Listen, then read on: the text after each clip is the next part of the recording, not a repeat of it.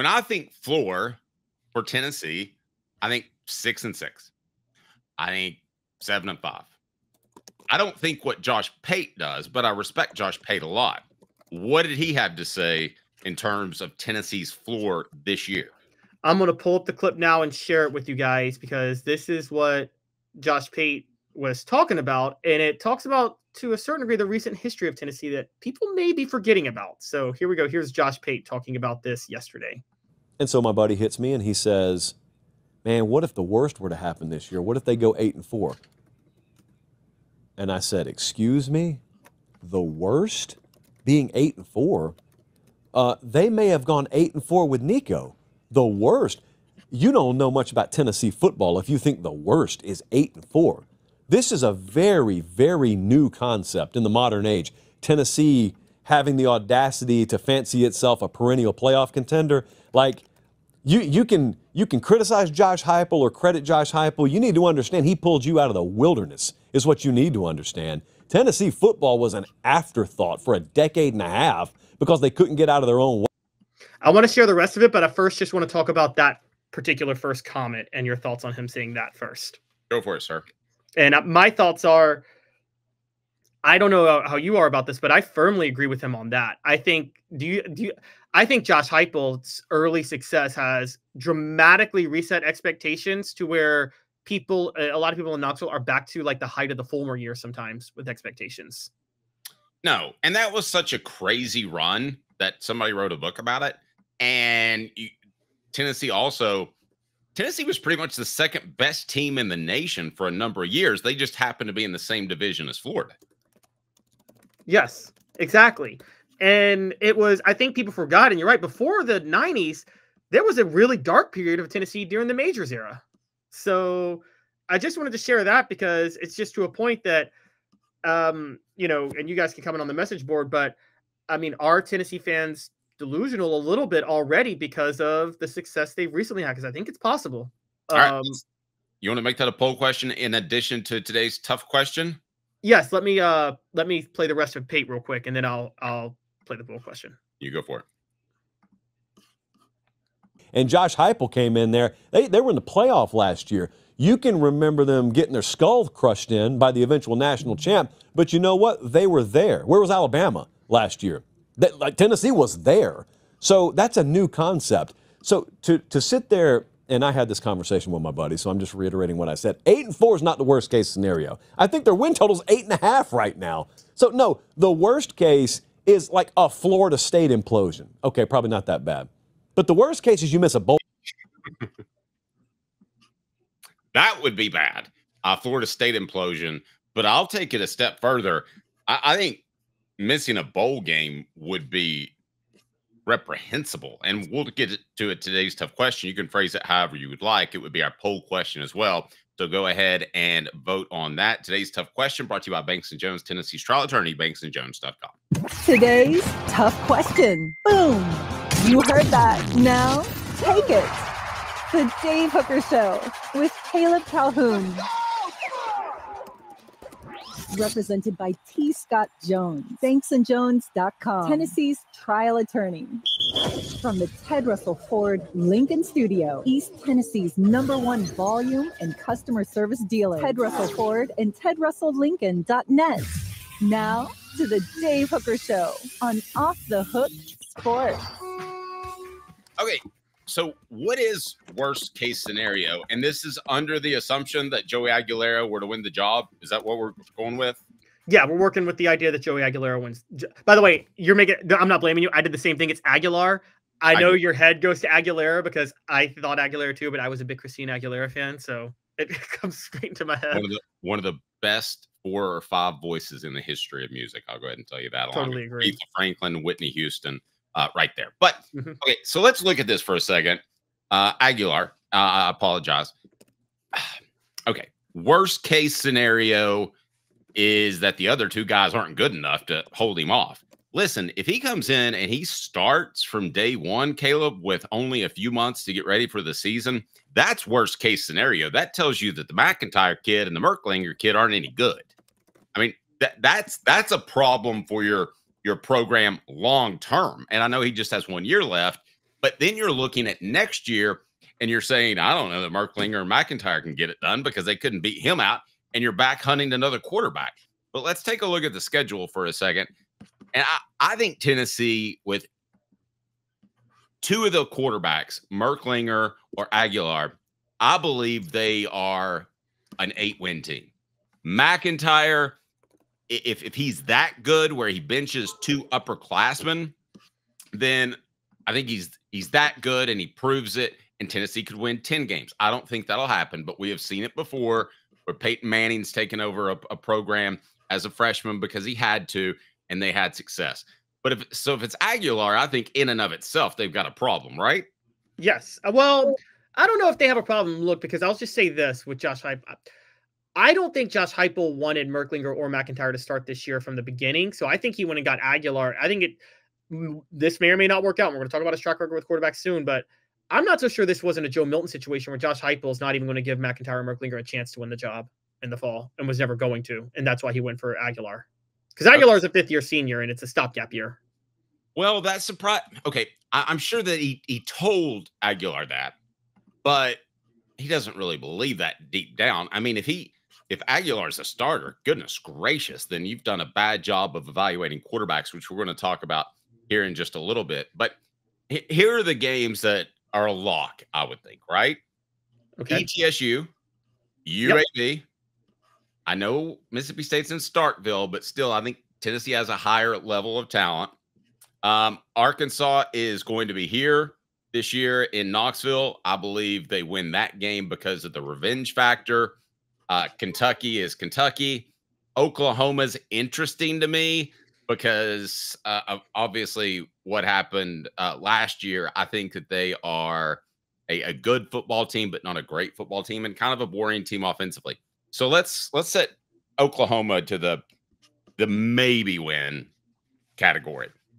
New Mexico State, I'm at 6 right now. Vanderbilt, I'm at 7. Listen, I'll go in record. If Tennessee doesn't win 6 games this year and be bowl eligible, yes, there are still bowls, not just a college football playoff. I think there is no question that Josh Heupel should be on the hot seat, right? Yes. Oh, absolutely. He should absolutely be on the hot seat if Tennessee does not win a bowl game. I don't think an FSU style implosion is possible. So I'm not going there. Agreed. I did leave that as an option on the poll question, but I don't think that's possible. But I will say missing a bowl is possible. Not likely. Again, Josh Pate was just talking about the floor. So let me just go with the floor real quick. The worst possible thing happens to Tennessee, Dave. I don't know what that is, but the worst possible scenario plays out. Okay, and let me interrupt you for a second because I want to take injuries out of the equation. I have covered teams where injuries happen and a coach should get a pass because he just had too many people hurt. So that has happened. But injuries aside, go ahead. But, well, the only reason I bring up injuries is, okay, you cover the 2002 team. Remember that got wrecked by injuries that year, the injury bug bit? But they were so talented, they still managed to get 8 wins, because even with all their injuries. So, even with injuries, there's still a floor. So, I mean, what is, the floor when we think about the floor? Well, guys, when you talk about the floor, you're like, what is possible that is the possible worst-case scenario? All right, so let's talk about possible worst-case scenario. It's very possible they lose the opener to Syracuse, right?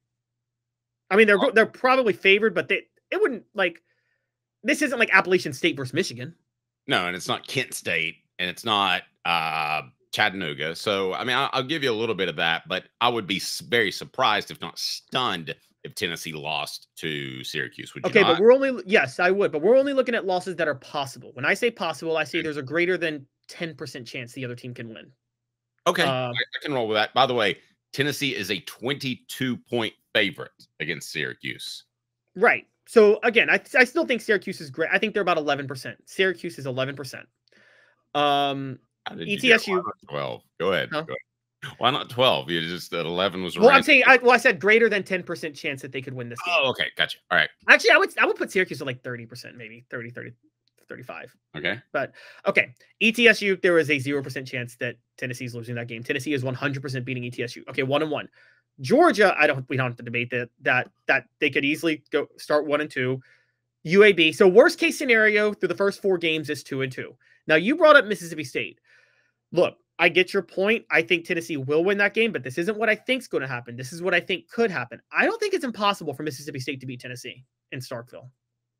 I think there's a greater than 10% chance for that to happen. It's going to be a big part of their season because beating a Tennessee would be huge for the growth of that program.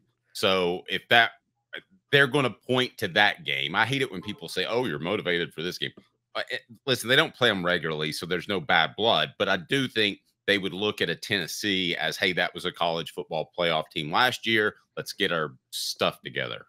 Yes, I agree. So again, we don't think they're going to lose to Mississippi State, but could happen. So I'm already, guys, looking at this at a 2-3 start. Arkansas coming to Neyland Stadium. I don't think they're losing to Arkansas. I'm with you. Arkansas is imploding as much as Tennessee, so I think it's 3-3 no matter what. I think Tennessee is going to be 3. I think Mississippi State's going to make Tennessee 3-3. So, all right. Before we get to the second half of the schedule, can I tell you really quickly that the show is represented by Banks & Jones, Tennessee's trial attorney, banksandjones.com, and they bring you today's tough question. Why Banks & Jones? Well, it's because they're Tennessee's trial attorney. You can play to win with Banks & Jones because they'll go to trial. You've heard of other lawyers. They say they'll go to trial and fight for you. They won't. They just want to settle. That's the easiest way out. Well, that's not Banks & Jones, led by T. Scott Jones. They won't settle. They'll go to trial for you. Tennessee's trial attorney. They play to win. Truly, Tennessee's trial attorney when it comes to criminal defense or personal injury. Why settle? It's Banks & Jones. T. Scott Jones.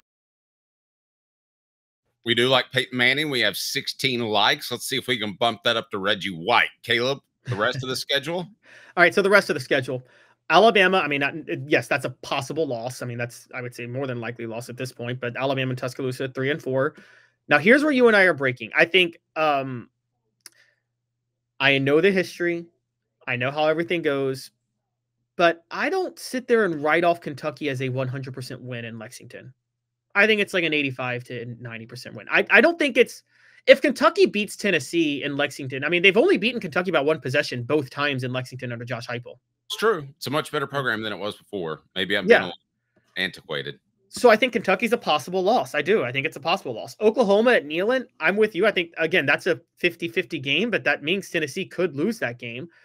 And Florida and Gainesville, I mean, Dave, that gets me to 7 losses. New Mexico State and Vanderbilt at home are sure wins. So, look, worst case scenario for me is 5-7.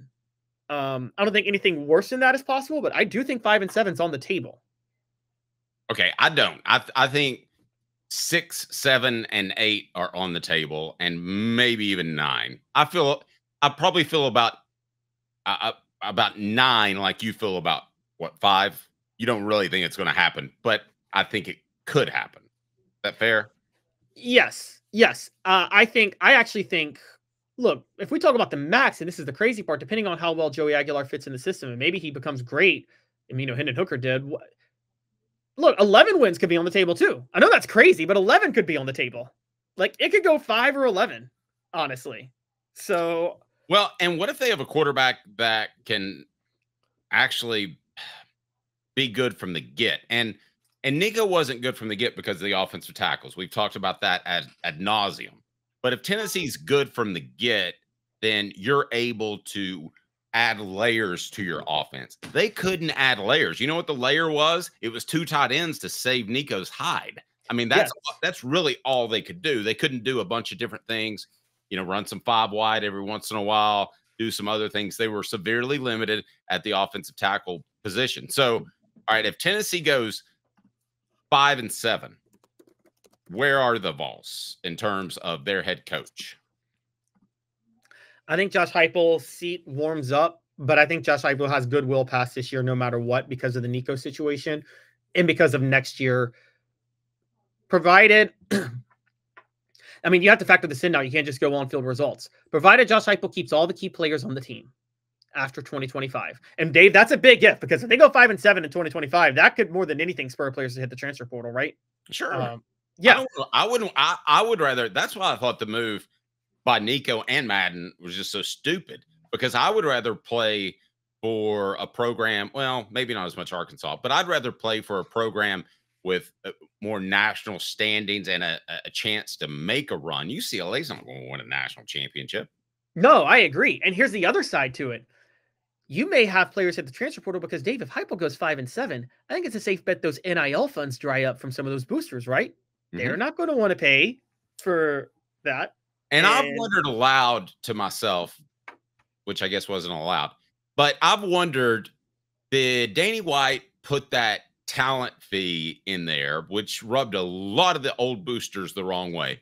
Did he put that out there just because he knew there's a chance that this NIL money is going to drop? Because I'm here to tell you, before long, and I'm hearing within the next week, the Congress thing, they're going to legislate all this. So what's going to happen is you have roughly 130 players on your team right now, 85 scholarships, and then a bunch of walk-ons. Well, you know what the school wants? The school wants it to be a hard cap at 105. They don't even want to spend money on walk-ons. So when that goes to 105, you better have your ducks in a row, because an injury or here or there, I mean, you got to consider out of 105, a quarter to 30% are freshmen and not ready to play. So what happens if you have a quarterback go down or you have a player go down? So listen, if I've never called for a coach's job, not once. I haven't been in the position to. If you think about my career, I covered Philip Fulmer. Obviously, he was successful. I do think that if he had not hired Dave Clawson, that he would have ended up having success again. I thought he deserved the chance to rebuild it, but I love the Lane Kiffin hire. And obviously, I didn't put him in the hot seat because he wasn't around the seat long enough. So I've never called for anybody's job, but I'll go ahead and tell you, if Tennessee goes 5-7, we come on this show in the post-game show after the last game and we say, you may not, but I'm like, you need to make a change like soon. And if you don't do it after this particular season, you had certainly better do it after 2026. Let me tell you, 5 years is enough time if you do things the right way to build a really, really good roster. And if you can't do that, adios. No, I totally agree with you on that. And adding to your point on that, it's not so much, and this is something that needs to be brought up, Dave. A lot of times you have to fire coaches. It's not about how good or bad of coaches they are, but the narrative and the momentum surrounding the coach matters, because it's not so much whether or not you think Heupel could right the ship. It's that the narrative surrounding Heupel is going to make it impossible for him to get the talent in, right? I mean, let's be honest. Half the reason you just talked about Fulmer, half the reason Fulmer was fired, the sentiment that the program had become stale was killing it in recruiting, wasn't it? Absolutely, it was. And because of that, they had to move on from Fulmer, I feel like, because I don't think after the Dave Clawson hire, Dave, I might break from you a little bit. I know he had Taj Boyd, they were targeting Cam Newton, and they had Bryce Petty committed. But don't you think the long-term impact was still like the ship was just going to keep sinking, even if it sank less slowly? Oh, I went to the press conference and I said, this isn't going to work. I mean, yeah. I knew it from the get. I mean, Dave Clawson was a terrible hire, and he turned himself into a good coach. So I want to commend him for that. There at Wake, he had some pretty good seasons, and I think he's now retired. But yeah, that was a disaster from the get. I still say they should have hired who was the offensive coordinator. Gus Malzahn. Philip Fulmer may still be the head coach if they hire Gus Malzahn. Wow, that's bold for you to think that, though. That's that's an exaggeration. I mean, I don't think Philip wants to coach anymore, but he definitely would have had another run at it, and he would have. I think he would have broken General Neyland's record. He was about 28 games away from the all-time wins record. This is I believe so, something like that. Yeah. And so that was like his personal goal, wasn't it, to try to break Neyland's record? Yes. And when there's some people who wanted him fired because they didn't want that record broken by him. And so, yes. So we're talking, look, it's not about what we think of Heupel as a coach if they go 5-7. It's about what's going to happen to the program, because some of the boosters are going to stop funding Tennessee with Heupel at the helm because they're not going to be happy about 5-7, and they don't want to fund a 5-7 team. Some of the players are going to be unhappy about the state of the program, and NIL funds will dry up. There's going to be a mass exodus in the transfer portal. It's going to be really hard to recruit. What are you going to see then? You're going to see a 5-7 team that lost a ton of players and that didn't recruit well. I mean, what else do you need to think you're going to have to fire him at that point if they go 5-7? Wow. I mean, I hadn't thought about it, and it surprises me that Josh Pate said that. But if they're 5-7, I wouldn't be opposed to a coaching change after this season. I wouldn't wait around for 2026. You know what that reminds me of? And this is way before your time. When everybody said, Wade Houston, give him another year. Just one more year. You know how many games he won the next year? 5. 5 games. That's exactly what it reminds me of. It would be that sort of tenor and that sort of feel around the program. And don't underestimate that. It's not all about wins. It's a little bit more than that.